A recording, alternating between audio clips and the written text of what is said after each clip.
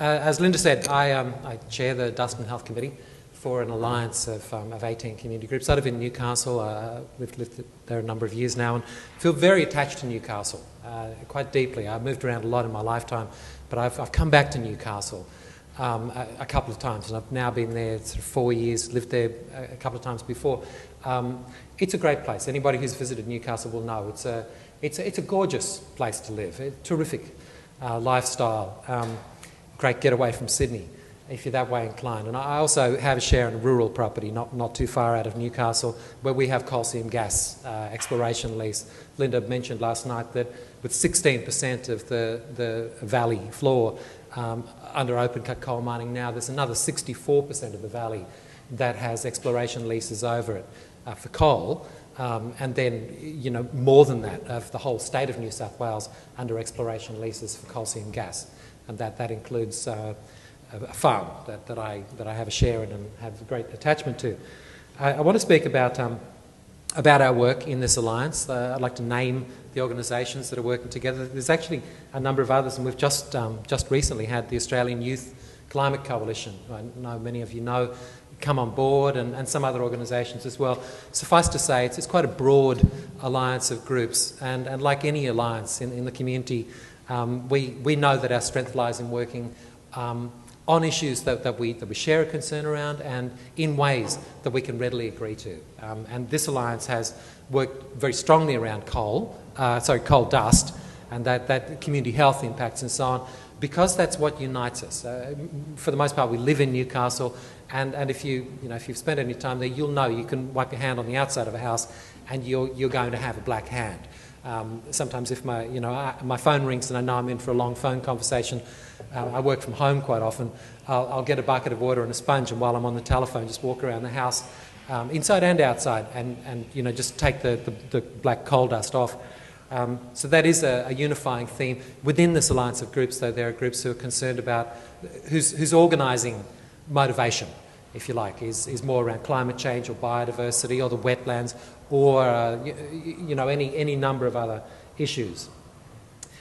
This is what we're working on. This is a proposal for a fourth coal terminal. Newcastle is the world's largest coal exporting port currently. It may be overtaken by some that are proposed in Queensland in the short term. If those terminals go ahead. What this site shows you is, as you come towards me, towards the north, this is on an island in the mouth of the Hunter Estuary. You come into an area that's become hugely important ecologically. In fact, to the extent that the green area that you see is a Ramsar listed wetland. It's internationally recognised. It's a very important part of an international flight path for migratory birds. Come from all over the world, and they stop here, including in Deep Pond, which you can see in the foreground here.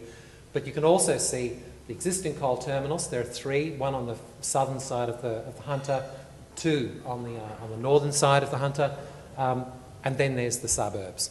I live about 700 metres south, but there are, in Newcastle, where Nick and others have done the maths on this, 30,000 people living within 500 metres of coal train lines. If you add the number of people who are living within 500 metres or 1,000 metres, let's say, of these stockpiles, you're getting to certainly more than 60,000 people.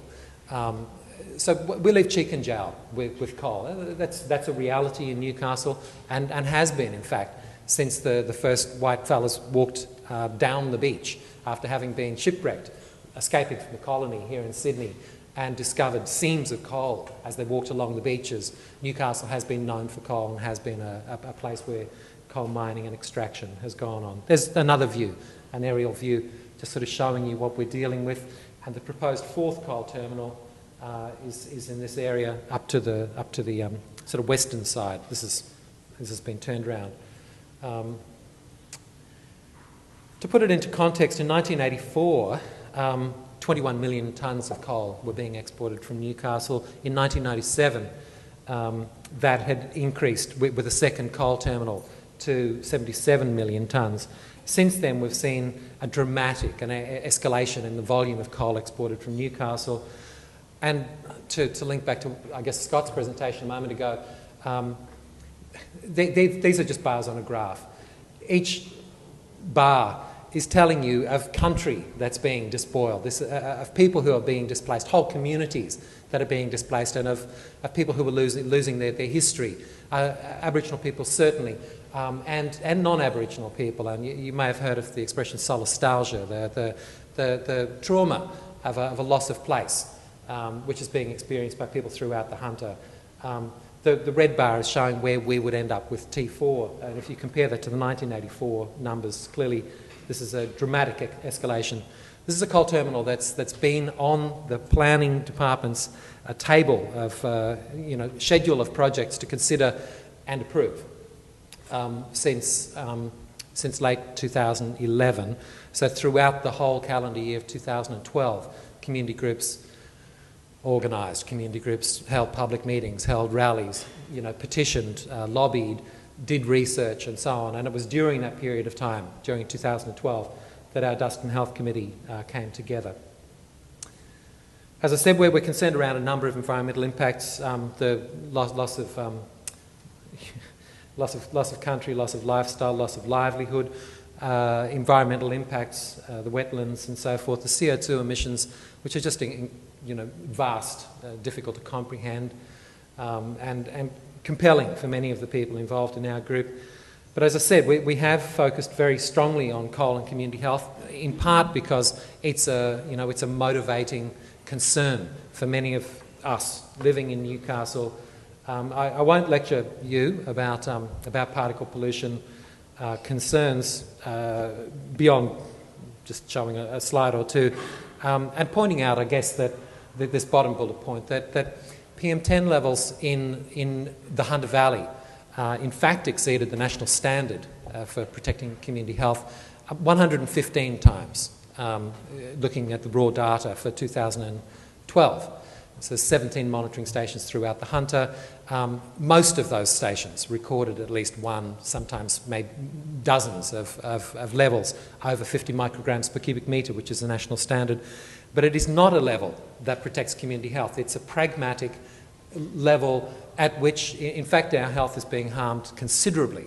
And in parts of the Hunter where there isn't any monitoring, including in Newcastle, those suburbs closest to the coal stockpiles, those residential areas closest to the coal train lines, the coal corridor as we call it, where no monitoring occurs, where much higher levels of particle pollution are likely to be experienced, and where disadvantage of multiple forms are likely to be being encountered.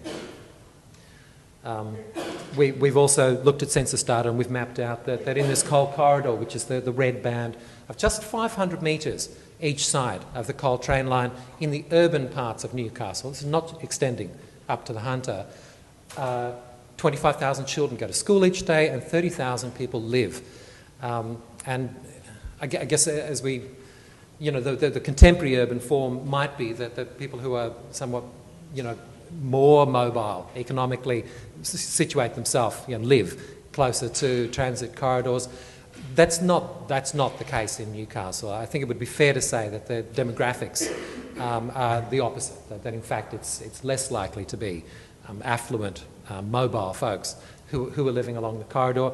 And of course there are many institutions along the coal corridor, because it's also a passenger rail network. It's the same train lines. I sometimes leave my mobile telephone on audio, on with the volume on as I sleep at night time, and I get a bing, bing, bing, waking me up, and I get a smack in the head. What are you doing? Turn that off. It's uncomfortable because it wakes me up at night time. It's much more uncomfortable for the people who are living in the areas where the alerts are being registered. I received 25 of these alerts telling me that air pollution levels in the Hunter had exceeded the national standards for PM10, PM2.5 and TSP during April. That wasn't an extraordinary month. I have received more than that in other months. We felt that we needed to understand the community, our own community. The 18 groups involved in the Alliance turned out volunteers on a wet Sunday morning in July last year to door knock. We door knocked 530 households around Newcastle in lots of areas, not only in the coal corridor where many of us live. And this graph shows you the number of times people spontaneously identified concerns associated with the proposed fourth coal terminal. And you can see that if you combine dust, health, pollution, let's say, clearly the leading concern is that, and for good reason. The perception, and I'm really hoping Wayne might pick up on this a little, speaking next, you know, there's the reality and there's the perception. And I think in both cases in Newcastle, we have every reason to be concerned about air pollution, and we are. So lots of different reasons to be concerned around T4. I've spoken of already. I'm not going to sit there. The reality is that the New South Wales government is, I believe, set to approve this project. Yesterday, as I was coming down to Newcastle, from Newcastle, I had news that PWCS, the Port Waratah Coal Services Company that's proposing T4, says that the mining, the volume of coal being sent to the port by the miners in the Hunter Valley, the dozens of coal mines in the Hunter Valley, has been down during the last 12 months. In fact, we only, as the world's #1 coal port, only exported 113 million tonnes of coal in the 2012 calendar year, much less than the capacity of the current terminals. And for that reason, the company says that they don't need to build this terminal, they don't intend to build this terminal for up to 5 years. But they want approval now.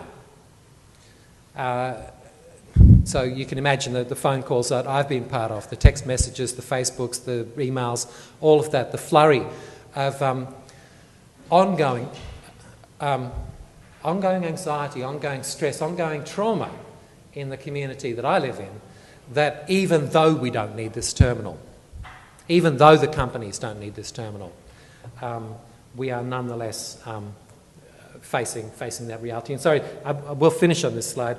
We fundraised last year $8,000, which was a bit of a record for any of our little groups, and we hired 3 sets of equipment to do monitoring in places where the company and the EPA don't do monitoring. That is, those places most likely to be experiencing pollution. The postcode lottery, you know, where we live. We monitored in our houses, in our backyards, on our front porches. And these are the numbers. Now I'll just leave them with you. The column in the middle is the column to look at. These are our addresses. Any number over 50 is a number over the national standard for PM10. These are the numbers that we recorded. The Tyers Hill, where are we? Tyers Hill, Henry Street, 67.3, Carrington, Garrett Street. These are our friends' houses. This is where people involved with our group live. These are the levels at their houses.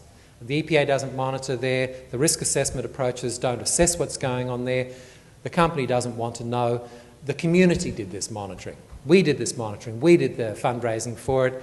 And we yesterday had a meeting in the Health Minister's office after having 3 times been denied a meeting with the Health Minister. The Minister herself was not there.